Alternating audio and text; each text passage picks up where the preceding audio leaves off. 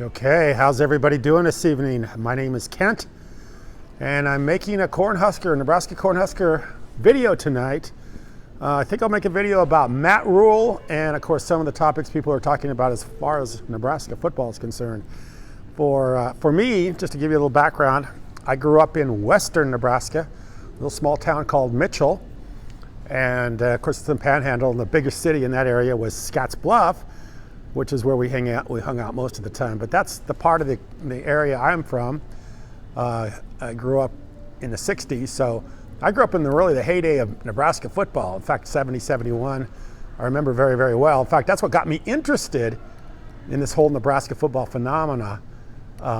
Later on, I went to college. I went 1 year to Hastings College, which I got familiar with a lot of the people from central Nebraska, south central Nebraska, and of course that area, all around Hastings. And if anybody remembers their college football, Nebraska college football history, that's the school that Tom Osborne went to, was Hastings College. I went to Hastings College for a year.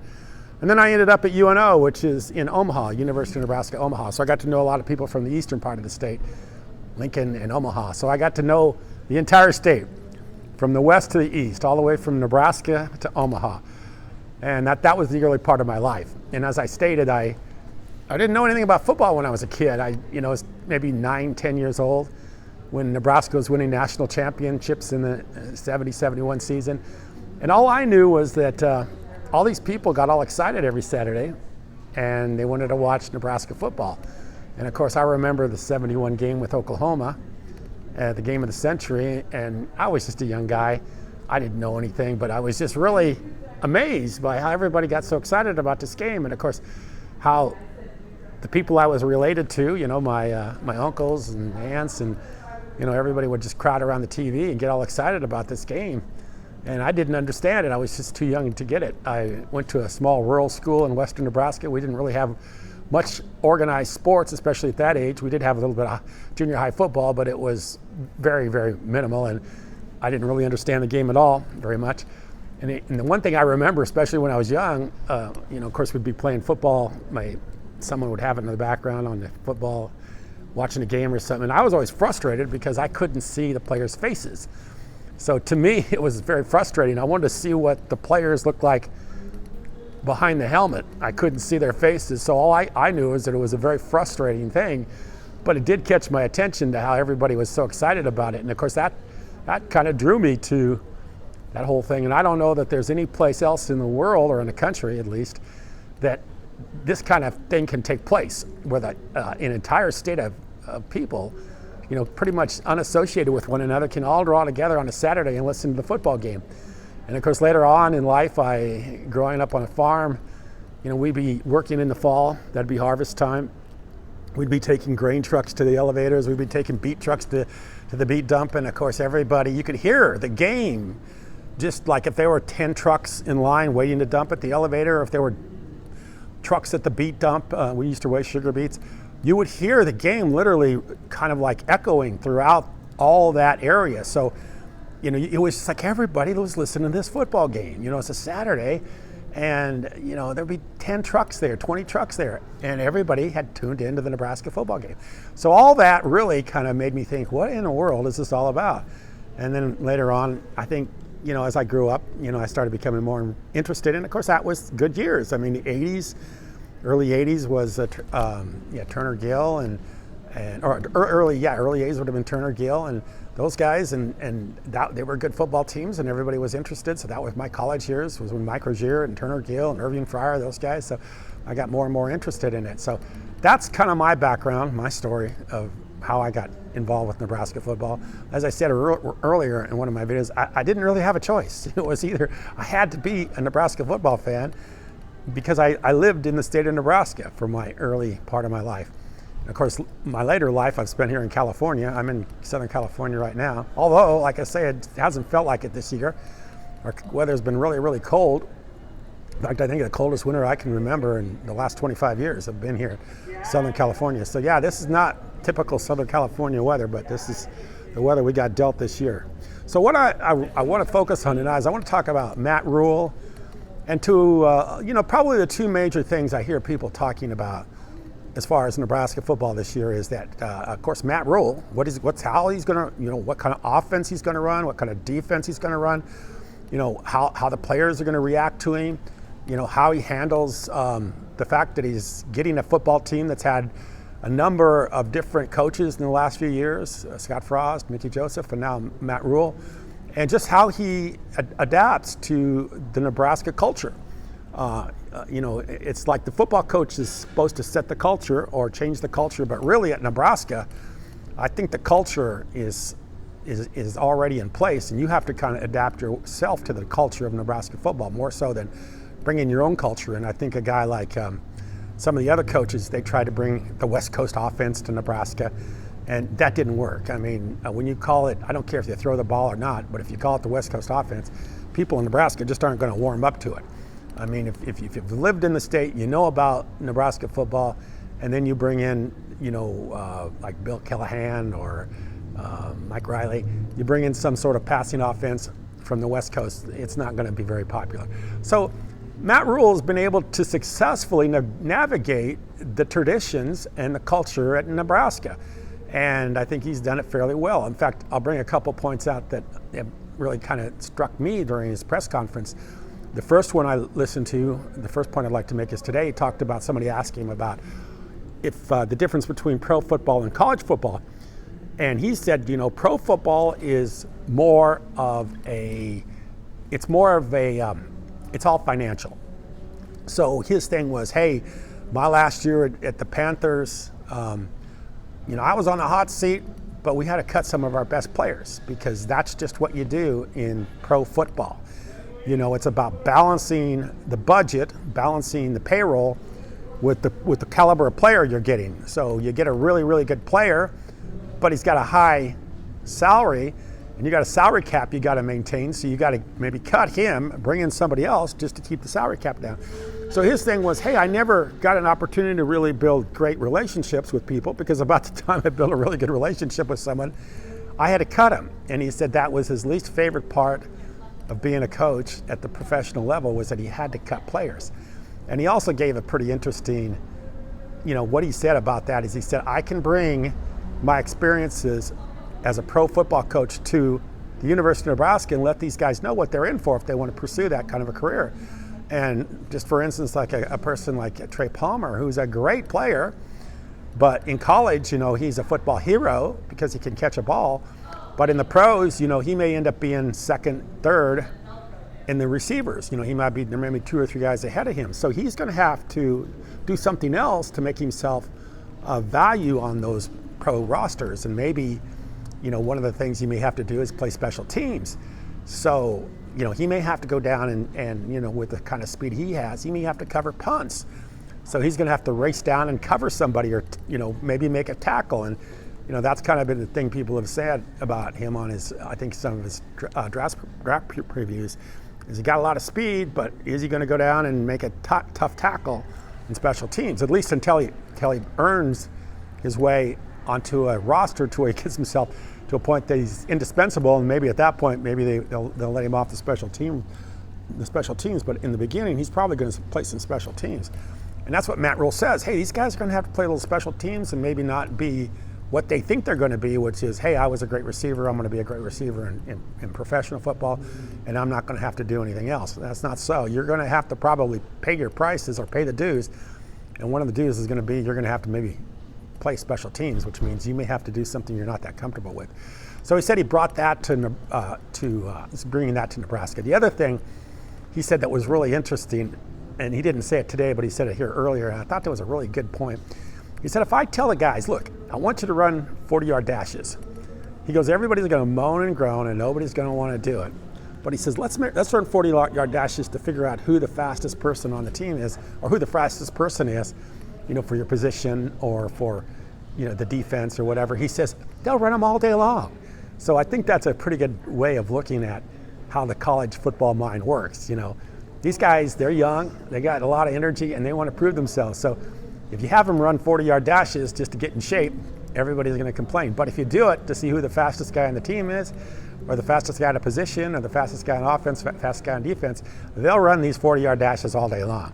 So I thought that was really interesting. That was an interesting perspective on Matt Rhule's part, which tells me that he kind of understands, where these guys are at. The other thing I'd like to talk about, and I'll come back to Matt Rhule in a second, but the other topic I want to talk about, which is kind of taken a lot of people's interest, is a quarterback spot. You got Trey Palmer. Well, actually, Trey Palmer. You have Casey Thompson, who threw Trey Palmer, but you got Casey Thompson coming back, and then you got Jeff Sims. And we're getting just a little bit of, sorry about the trains. They come through here all the time. So you're getting just a little bit of a highlight tape from the practices, the scrimmages, and you're kind of seeing these guys practice, and you're seeing a little bit of Jeff Sims, seeing a little bit of Harbor, and you're seeing a little bit of the other guys too. There's I think 4, 5, 6 quarterbacks, but you're seeing a little bit of how each of them performs. And of course, Casey Thompson's out; he's got a shoulder injury, so he's not playing. But the other guys are. You got Purdy, you got Harbaugh, you got some of these other guys, from what I'm seeing is that these other guys, they tend to be. I think the one thing about Sims is he looks like a phenomenal athlete, but I can tell you from just kind of my little understanding of Matt Rhule and the way I see Matt Rhule is he's not going to put up with a quarterback turning the ball over. So if a quarterback wants to make a great play and he's pushing it, or he's not protecting the ball quite as well as he should, I don't think that's going to fit Matt Rhule. He's not going to be the person that if you fumble the ball or you turn the ball over, throw an interception, that he's going to leave you at that spot very long. So my feeling on the issue is that probably Casey Thompson will end up being the starter, simply because he is probably the guy that's going to keep the ball best protected. I just think from his skill, his knowledge, his previous experience, even though Jeff Sims looks like he's pretty good, and I'm thinking Jeff Sims probably will play a lot. Maybe they'll do a special thing for him, where maybe if they want to try running the ball a little bit more, they'll put Sims in. If they want to pass a little bit more, they'll put Casey Thompson in. But I think Casey Thompson, by and large, will be the starter, and mainly because I don't think he's as turnover prone as the other guys. I think the other guys may be a little bit more turnover. We saw that last year with Purdy. I think those guys are a little bit more likely to turn the ball over. So hopefully that all works out. I think that they're in pretty good shape, and I think that it's a good idea for them to go out there and take some hits, because you're going to find out who's going to turn the ball over, who's going to cough it up, and who's going to throw the interception at the last moment. So this is the time to figure that out. But I think Casey Thompson's pretty secure in that starting role. And like I say, because he's probably the safest as far as keeping the ball from being on the ground or throwing it to the other guys. But one of the reasons why I do these videos, because I like college football, I like Nebraska football, simply because I grew up and saw the phenomena. And it's like nothing else I've ever seen. I live in California for 25 years. Been around the country a little bit, and I've never seen anything close to the thing that happens in Nebraska every fall with college football. And the undeniable, the one stat of all Nebraska's, when they had the winning streaks, they had the bowl streaks, they had the 9 winning streaks, they had everything. They had national championships. They almost won 3 probably should have won 3 national championships, which I don't think any college football team has ever won 3 national championships in a row. They almost did it. Should have done it, by the way. I had a really bad situation with Florida State. But the one major stat, and I hope they don't ever let it die. Of course, this year they had to help it out a little bit, but is that sellout streak. There is no place else in the country, maybe even in the world, where you can have a team as unsuccessful as Nebraska has been these past 10 years, and probably last 20 years. Bo Pelini did all right, but Bo Pelini didn't win anything spectacular. I know he got cheated out of a Texas win one time, but outside of that, he wasn't winning, major league. He wasn't playing for national championships and stuff like that. But for that many years, to have that sellout streak is unprecedented. That is unbelievable that people will continue to show up to see rotten football or to see bad football. And that's exactly what they've done in Nebraska. They've shown up to see poor football for a number of years. And that just shows you how hungry their fan base is for, this winning season and this winning team that they all hoping will happen. And I'll guarantee you they'll be sold out, for the first few games this year, because everybody's going to want to see how Matt Rhule does. And if he does well, man, everybody's going to be aboard. It'll be back like the old days, back in the 70s and 80s and 90s. But someone left an interesting comment on one of my videos, and that's why I like these videos, because not so much because I'm trying to gain viewers or anything like that. I like these videos because I like to hear what other people have to say. And somebody left an interesting comment one night, and the comment was that Matt Rhule wasn't probably going to stick around very long. And it's funny because that kind of struck me, because I thought to myself, wow, we're all sitting here trying to figure out if he's going to make it or not. But really, when you think about the long-term effect or long-term plan for Matt Rhule, it's like you wonder if he will be around for very long. And the reason I say that is because he's not from Nebraska. He's from the East Coast. He's from Penn State.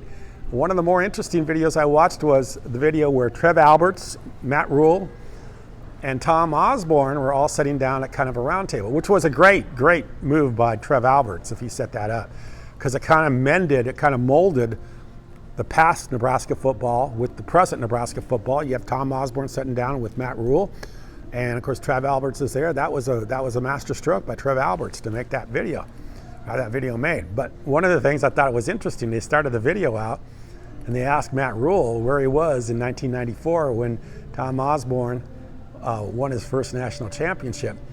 And of course, Matt Rhule said he was rooting for Miami in Penn State, at Penn State in Pennsylvania. He was hoping that Miami would beat Nebraska, because Miami was, I think they might have been undefeated that year too. And he was hoping they'd be the national championships as opposed to Nebraska. So he's not really a Nebraskan from birth, and I don't think he really followed the program that much throughout his career. He just kind of got on the Nebraska bandwagon here recently. So if Matt Rhule's very successful, does he really want to be at Nebraska? Let's say he turns his program around, and within a couple of years he's got him playing for a national championship. At that point you got to wonder, will he want to go back to Penn State? Will he want to go to the Southeastern Conference, the SEC? I mean, will he want to go someplace else besides Nebraska? As Nebraska probably wasn't, it's not like his alma mater. It's not like the school he went to school at. It's not the school he grew up hoping it would win. It's not like me, like why I grew up, rooting for Nebraska from day one. He has other interests. He had interest, probably way more interest in Penn State. So if he does extraordinarily well, turns his program around, he's going to be a very hot commodity. And he may leave. He may leave to go to a better program in, like I say, the Southeastern Conference, or maybe even Penn State or someplace else. So I thought that was an interesting point, that if he wins and does well, how long will he stay? How well is he devoted? How long will he be devoted to the University of Nebraska? It may not be very long, especially if he does really, really well. And to oppose that, what if he does really, really bad? I don't know what the contract is, how long they have to pay him. It's $9.25 million a year. But, he went to Carolina, and that didn't last very long, and they were paying him big bucks. So I suppose, if they did get rid of him, I don't know how they'd arrange that and how long they'd have to pay him. One of the things about Scott Frost is I think they were willing to give Scott Frost a little more time to figure it out, simply because, he was from the university, or he was from the state of Nebraska, went to the University of Nebraska, won a national championship, and it was kind of like his hometown, his home state. He even talked about being a kid growing up at Memorial Stadium when his mom was a track coach. So yeah, you got to realize that that was his thing in Nebraska football. That's where he wanted to be more than any place else in the country. Matt Rhule, not so much. So you got to wonder if Matt Rhule sticks around, if he does well, or if he does poorly, if they get rid of him, how long they got to pay him and how long that's going to be for, who knows. So anyway, I thought that was an interesting point. We're all, focused on how well Matt Rhule's going to do, but it may be kind of a blessing in disguise if he does really well, because he may be gone within a few years. The other thing too is I kind of have a feeling that it's probably not going to be one or the other. He's not going to probably win big right away, and he's probably not going to lose big right away. He'll probably be somewhere in the middle. I'm thinking like I've said in previous videos, I think to be a success, he's going to have at least 8 wins. You know, he doesn't have to do the Frank Solich, Bo Pelini thing in 9 wins, but he's going to have, or Tom Osborne, but he's going to have to do a little bit better than 6 wins. 6 wins is like getting a D- on an exam. You just passed. You just got good enough to get into a bowl game. You didn't do very well. You know, he's going to have to be up in the C plus range, B minus range. And I think if that's the case, he's going to have to do 8, 9 wins, maybe 7 at the bare minimum, but it's going to have to be more than 6. 6 is just the very worst. And I think based on last year beating Iowa, I think it's reasonable with the schedule they have for there to be at least 7 or 8 wins out of this schedule. So I think that's where he's going to have to be after that. After he makes a few years here, he's going to have to be up in the 9-10 wins area, and that's just the way it is. And once you get up into the 9-10 win, then it's just a matter of you get the calls, you get the right situation, get the right schedule, and you got to get a little bit of luck on your side after you get that many wins to start playing for national championships or be in the playoff. You got to be a little bit lucky at that point. So, but I think he's got to hit at least 7, 8 wins this year. After this year, it's got to be 9, 10 wins. And then if he does that, we'll see. We'll see if he stays or if he goes or what happens. Or if he falls down around 5, 6 wins for a couple years, who knows? I don't think he's going to be around much longer. I mean, I just don't think the fans are going to tolerate it. They've been so many years without a winning team. They're just not going to ride Matt Rhule for a few years if he's doing poorly. They're not going to wait around for him to figure it out. And I think he knows that. I think he knows that, he's got a short leash here. He's starting out on the hot seat, even though he's being paid big bucks. He started out on the hot seat because Nebraska football fans, they've been selling that stadium out for a long time, and they're ready for a winning season, a winning team, and a winning coach. And if they don't get that pretty quickly, I don't think there's going to be a lot of patience. I appreciate you watching. Thank you.